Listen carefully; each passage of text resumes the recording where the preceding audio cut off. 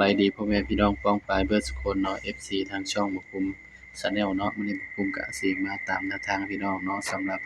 หวยลาวพัฒนาเนาะครับเนาะของงวดวันที่16มกราคม69เนาะครับเนาะนี่ก็มาเบิ่งผลมันออกนำกันเนาะสำหรับข้างบน182ข้างล่างออก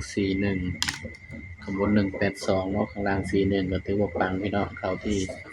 2882เนาะเข้าตัวกราฟพี่น้องนี่ก็ถือว่าปังเนาะเด่น ก็เข้าตัวที่บ่ภูมิเจาะเลยเนาะพี่น้องเนาะนี่เข้าตัวที่บ่ภูมิเจาะเลยเนาะพี่น้องเนาะนี่ก็ถือว่าปังเนาะครับเนาะนี่41นะก่อนสิไปรับชมแนวทางก็ฝากพี่น้องกดไลค์กดแชร์กดติดตามบ่ภูมิ Channel นี่เด้อพี่น้องเด้อก็นี่เนาะตามกันต่อเนาะวันที่19เนาะพี่น้องเนาะมัน19มกราเนาะตามกันต่อเลยพี่น้องสำหรับวันที่19แล้วครับเนาะก็ใครได้ก็ดีใจนำเด้อพี่น้อง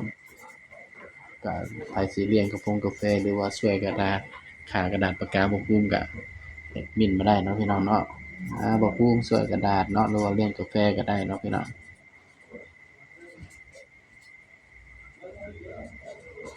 วันที่19เนาะ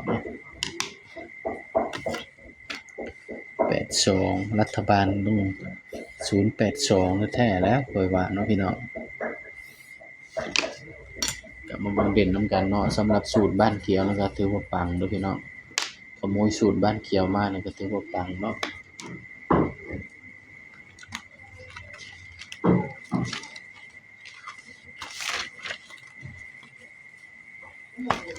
มาเบิ่งนำกันเนาะว่ามันสิปังต่อเนื่องบ่พี่น้องสำหรับสูตรนี้เนาะนี่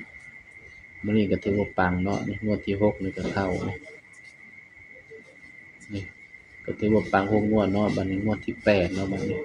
พอมันเป็นงวดที่7เนาะบัดนี้งวดที่8บัดนี้ก็ได้วันที่19เนาะ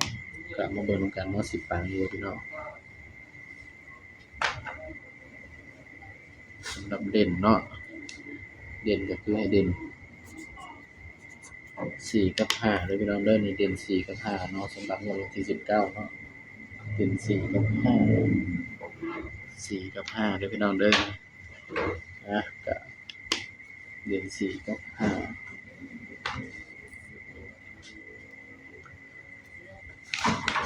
ก็ถือว่าปังเนาะพี่น้องเนาะบ้านเขียวเฮาก็ปังพี่น้องแต่ว่าเงียบพี่น้องบ้านเขียวเฮาก็มาเบิ่งสุดวินนำกันเนาะพี่น้องเนาะวินเด้อนี่สำหรับวินเนาะ5890พี่น้องนี่คือสุดวินเนาะนี่คือสุดวินพี่น้องนี่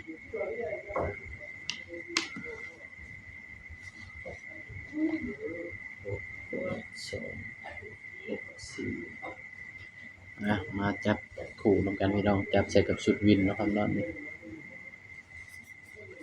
40 46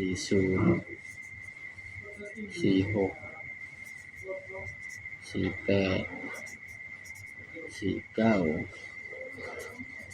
50 56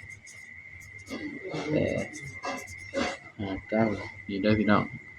สำหรับแนวทางเนาะสำหรับเด่นเนาะบางให้เด่นไปที่4เด่น4พี่น้องเด้อเด่น4รอง5เนาะสำหรับ3ตัวก็ระวังไว้เด้อพี่น้อง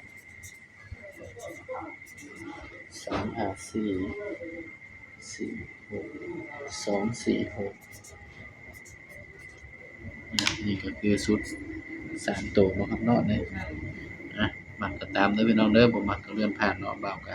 ให้เพื่อเป็นแนวทางเท่านั้นเด้อพี่น้องเด้อนี่ชุดวินก็อย่าลืมเด้อพี่น้องเด้ออย่าลืมเอาไปตัดเล่นนำเด้อพี่น้องเด้อนี่ถ้าใครมีทุนแล้วเนาะนี่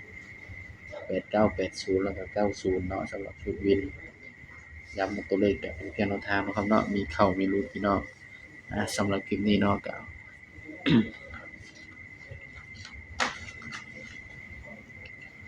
ตามต่อเนาะงวดศูนย์บ้านเขียวเด้อพี่น้องนี่บ่าวขโมยศูนย์บ้านเขียวมาเนาะนี่1งวด2 3 4 5 6 7งวดเนาะงวดที่8บัดนี้มาเบิ่งงวดที่8ว่าสิปังบ่เนาะพี่น้องสำหรับงวดนี้ก็ปังเนาะนี่ปังมาตลอดเนาะสำหรับคลิปนี้เนาะบ่คุ้มก็ฝ ฝากพี่น้องกดไลค์กดแชร์กดติดตามหมอภูมิชาแนลนี่เด้อพี่น้องเด้อสำหรับคลิปนี้ก็สวัสดีครับ